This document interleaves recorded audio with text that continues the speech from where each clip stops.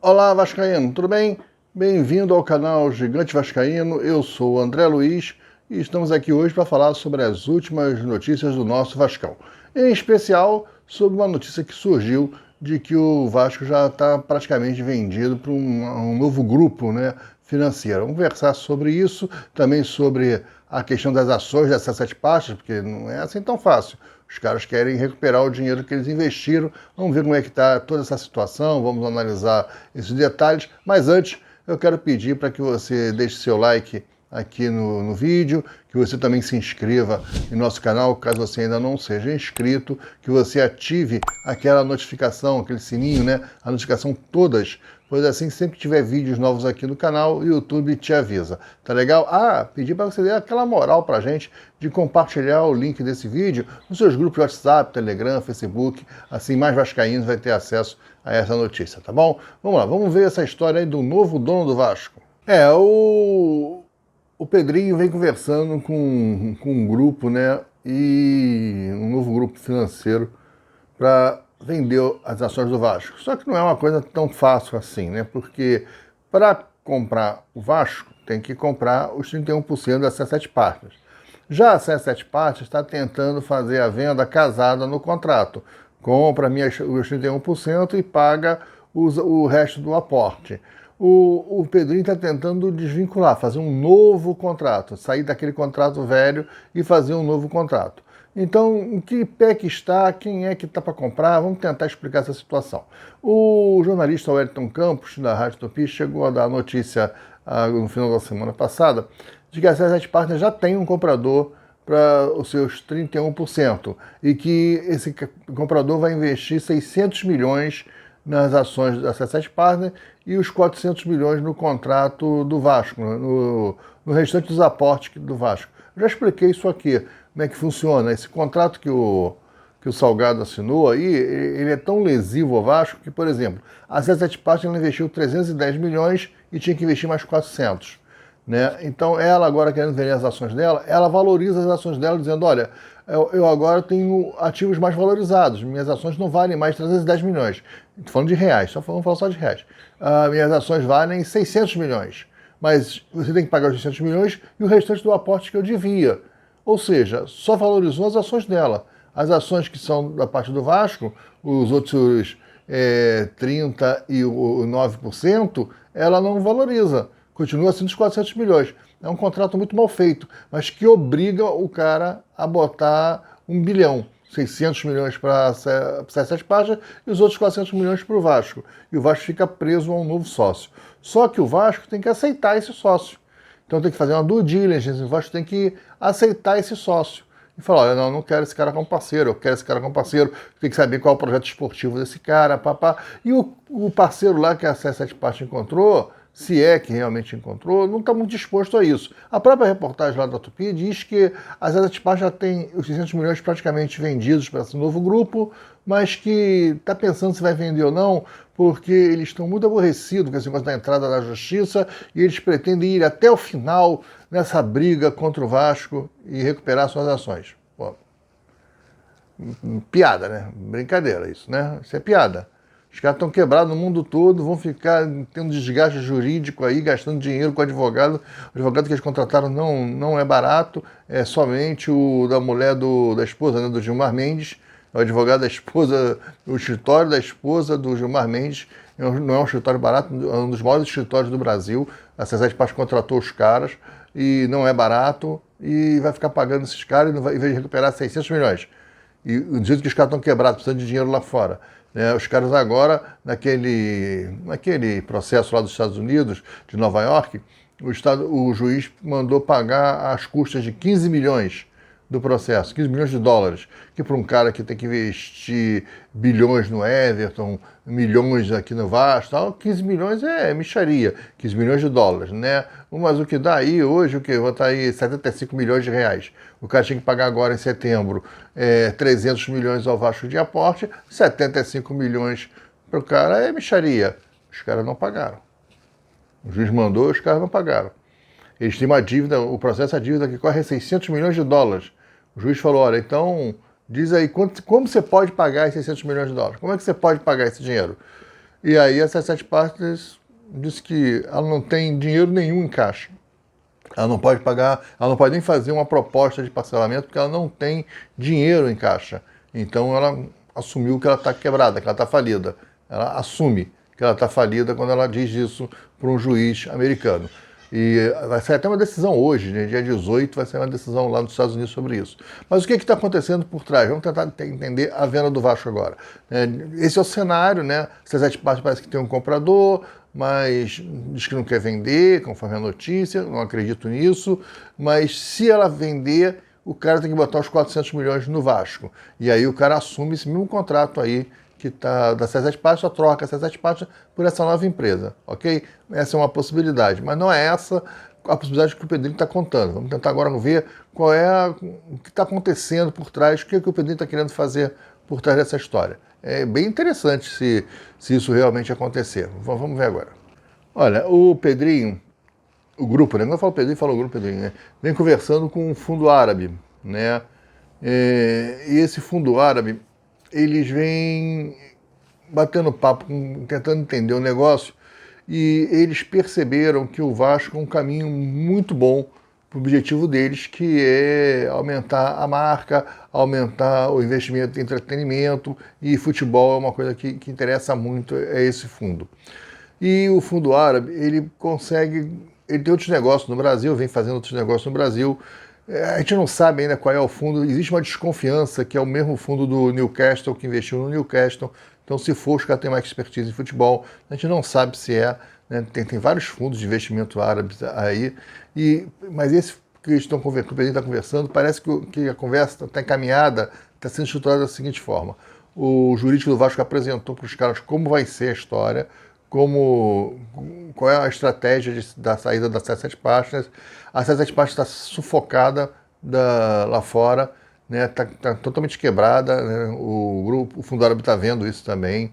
Então a proposta é recomprar as ações da 77 Partners por menos do valor que ela investiu. O fundo árabe vai fazer essa proposta e vai tirar a 77 Partners. Parece que vai propor a ela 200 milhões para ela se afastar. 200 milhões na mão e você se afasta, vocês saem. Só que essa proposta, essa situação ela demora, porque precisa que a 77 Partners se afogue mais um pouco. Então tem que esperar alguns processos americanos começarem a dar um andamento e um aperto maior.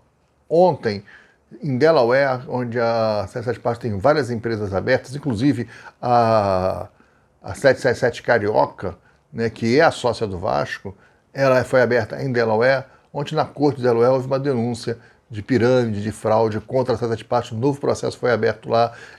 Algumas empresas da 77 Partners estão envolvidas. Não sei se ainda a 77 Carioca está envolvida, mas algumas, são 3 empresas da 77 Partners já foram denunciadas em Delaware.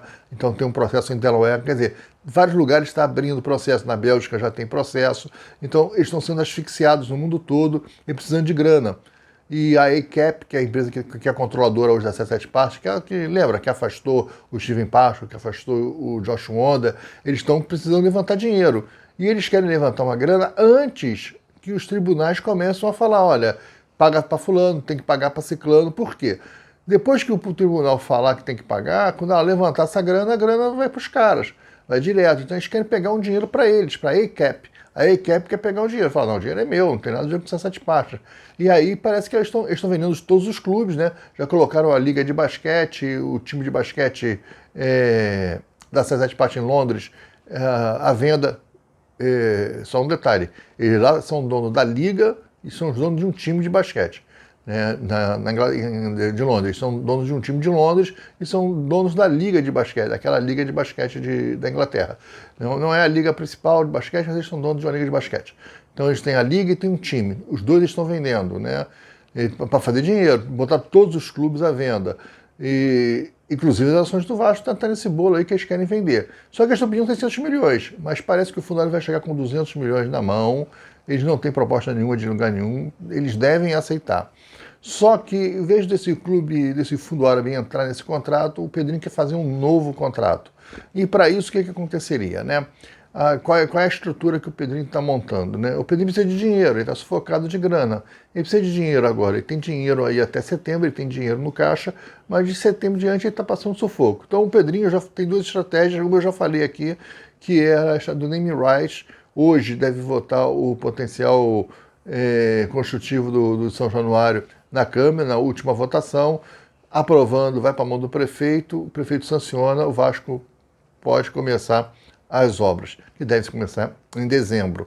Mas, que pode começar, desculpa, não, pode começar a venda do potencial construtivo. O Vasco parece que já tem 3 interessados no potencial, é 506 milhões, essa história todo mundo já conhece, mas o que acontece? Com o potencial construtivo, você tem um novo estádio já aprovado, que vai sair do papel. Então você pode vender o name rights.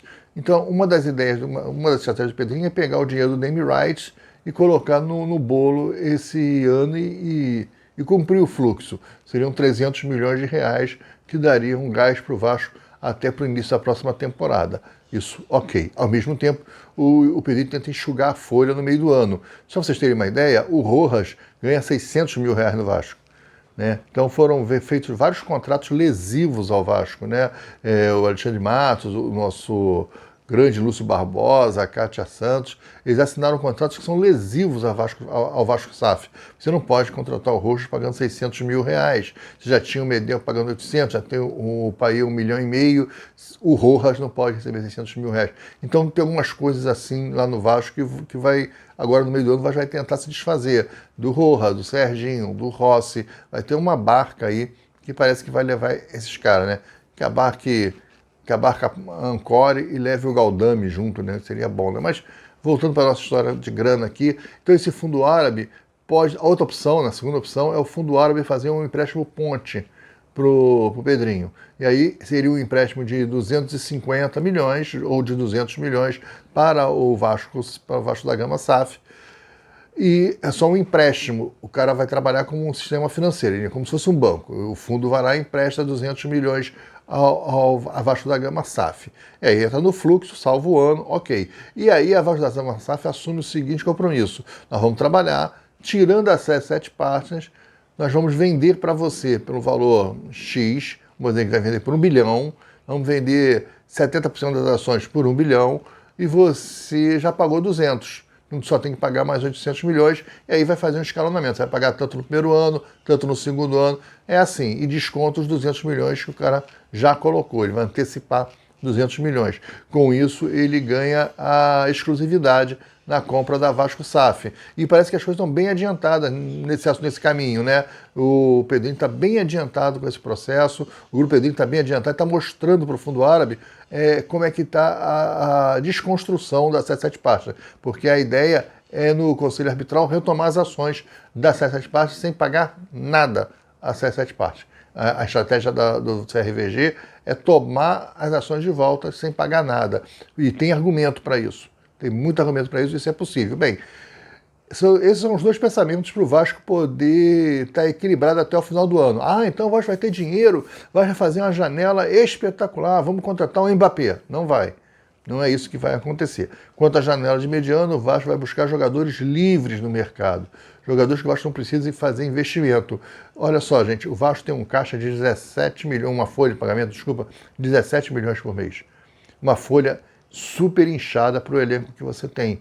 Você não pode ter uma folha de 17 milhões tendo no teu elenco jogadores como Puma, PH, o próprio Piton, Vitor Luiz, Maicon, Galdames, Parachedes, Hugo Moura, Zé Gabriel, o Esforça, tadinho. Você não pode. Adson, David, Cleiton Casapia. Você não pode ter um elenco desse e pagar 17 milhões de folha. Tem algo errado. Os contratos foram feitos errados.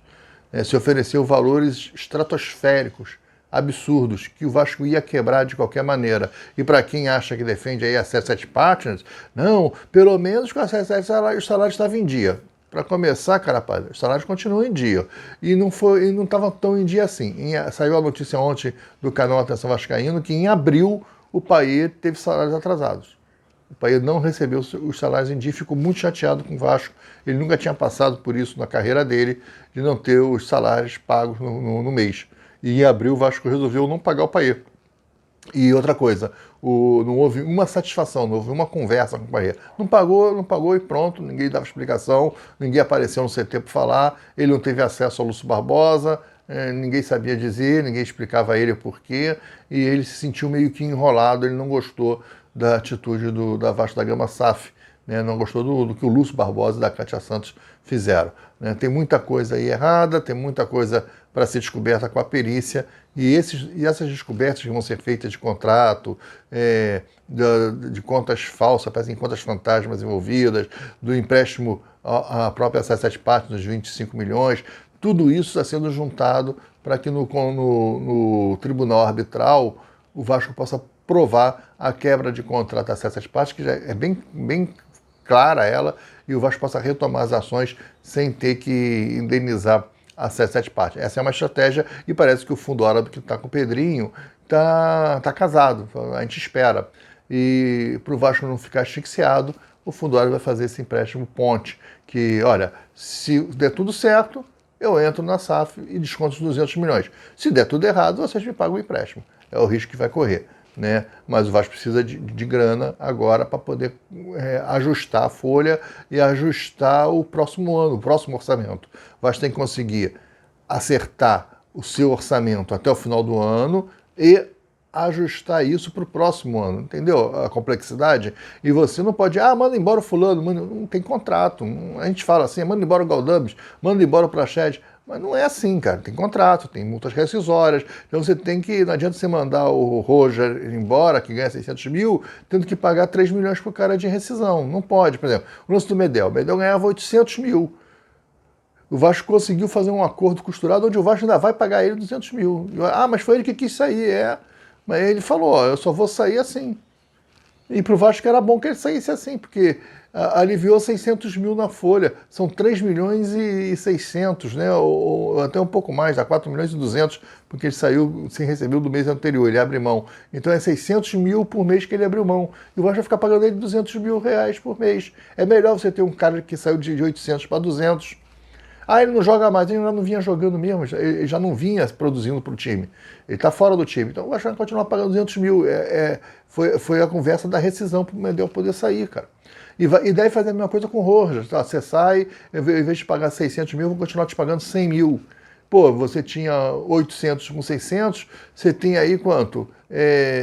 14, 1 milhão e 400 mil. Você vai pagar 300 mil em vez de 1 milhão e 400 por mês. Você já cai. Sua folha de 17 já cai para 15.600. Quer dizer, é essa matemática que o Vasco está fazendo. Não é uma gestão fácil de fazer, porque você tem que fazer isso tudo muito rápido, porque dia 10 abre a janela. Então, não é só contratar, é mandar embora. Hoje é mais importante para o Vasco mandar embora. A nível esportivo é mais importante contratar, mas a nível financeiro é mais importante esvaziar a folha, mandar a gente embora. Tem muito cara no elenco inchando a folha que não joga. O Serginho não tem chance, não vai jogar mais. O Hugo Moura é caríssimo, o David é caríssimo, o Adson é caríssimo. Esses caras ainda devem ficar. Esses caras ainda devem ficar, hein? Devem ficar. Mas você tem 2 laterais que não produzem isso. Vai querer trazer um terceiro lateral. Cara, tem muita coisa acontecendo aí. Mas essa história do fundo árabe, ela está por trás, está ventilando. Parece que é uma coisa verdade mesmo. Vamos acompanhar, ver se é isso mesmo. A ideia é bem interessante desse empréstimo ponte, né? Foi feita assim, vai ser 7 passos, né? Lembra? Para ela poder pegar a exclusividade em fevereiro de 2022. Ela fez 70 milhões de empréstimo ponte para em setembro ela entrar na SAF. E naquela época o Vasco não tinha nem a SAF. Não tinha nem o estatuto aprovado da SAF. O Vasco não tinha nem aprovado a SAF no Conselho Deliberativo. O Vasco não tinha nem a empresa. O Vasco vendeu algo que não existia ainda. E os caras apostaram. Isso é normal fazer. E o fundo árabe já tem a SAF. Eles só querem esperar a C7 sair. Se eles puderem sair sem dar o dinheiro para a C7 Parte, eles preferem. Então parece que eles vão aguardar isso. E pode ser que demore aí 8, 10 meses, 1 ano nessa confusão aí. E os caras vão esperar. Mas para isso eles vão botar os 200 milhões antecipado para poder ter a exclusividade e a prioridade no final. Tá legal? Para encerrar, Pedir para que você não esqueça de deixar seu like, se inscrever no canal caso você não seja inscrito, ativa o sininho de notificações, a opção todas, é a mais legal. Compartilhe o link desse vídeo nos seus grupos de WhatsApp, Facebook, Telegram e comenta aí, o que você acha? É uma boa? O fundo árabe vai ser uma boa para o Vasco? Ser vendido novamente e aí o cara fazer o empréstimo ponte e salvar o meio de ano do Vasco aí, e o Vasco vai conseguir fazer uma janela mais ou menos, uma janela mequetrefe, mas uma janela que possa dar um respiro para o Vasco no campeonato, ajustar o time e o Vasco consiga beliscar uma vaga numa competição internacional? Diz aí, comenta aí, o que você acha dessa notícia aí? O que você acha dessa história? Se isso acontecer, realmente vai ser bom, se vai ser ruim para o Vasco? O que você pensa sobre esse assunto? Tá bom? Olha, gente, obrigado por ter ficado até agora com a gente, assistindo o vídeo. Fique com Deus, até o vídeo de amanhã. E amanhã tem jogo, hein? Amanhã tem Campo e Bola, Vasco e Juventude. Um abraço, tchau!